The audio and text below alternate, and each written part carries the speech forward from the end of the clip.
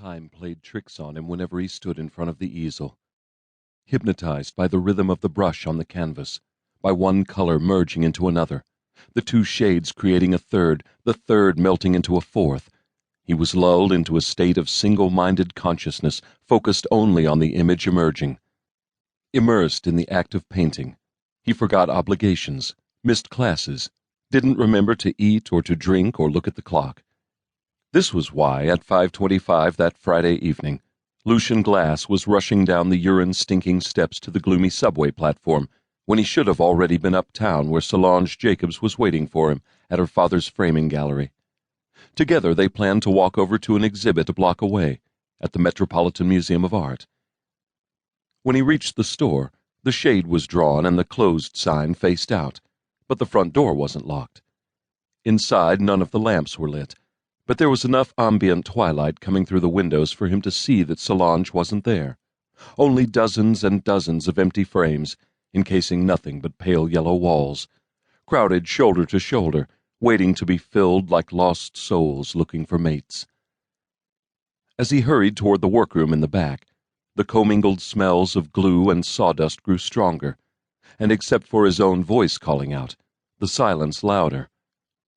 "Solange?" Stopping on the threshold, he looked around but saw only more empty frames. Where was she? And why was she here alone? Lucian was walking toward the work table, wondering if there was another room back there, when he saw her. Solange was sprawled on the floor, thrown against a large, ornate frame as if she were its masterpiece, her blood splattered on its broken gold arms, a still life in terror. There were cuts on her face and hands, and more blood pooled beneath her. Kneeling, he touched her shoulder. "Solange!" Her eyes stayed closed, but she offered a ghost of a smile. While he was thinking of what to do first, help her or call 911, she opened her eyes and lifted her hand to her cheek. Her fingertips came away red with blood. "Cut?" she asked, as if she had no idea what had happened. He nodded. "Promise," she whispered. "You won't paint me like this." Solange had a crescent-shaped scar on her forehead and was forever making sure her bangs covered it. Then, catching herself, she'd laugh at her vanity. That laugh now came out as a moan. When her eyes fluttered closed, Lucian put his head on her chest. He couldn't hear a heartbeat.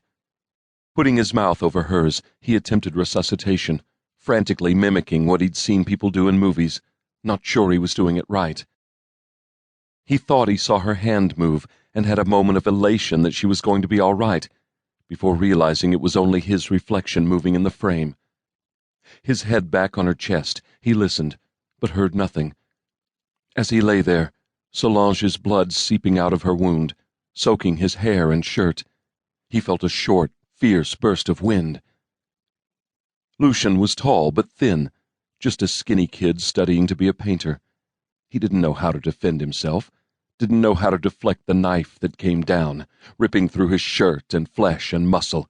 Again, and then again. So many times that finally he wasn't feeling the pain. He was the pain, had become the agony. Making an effort to stay focused, as if somehow that would matter, he tried to memorize all the colors of the scene around him. His attacker's shirt sleeve was ochre. Solange's skin was titanium white. He was drifting.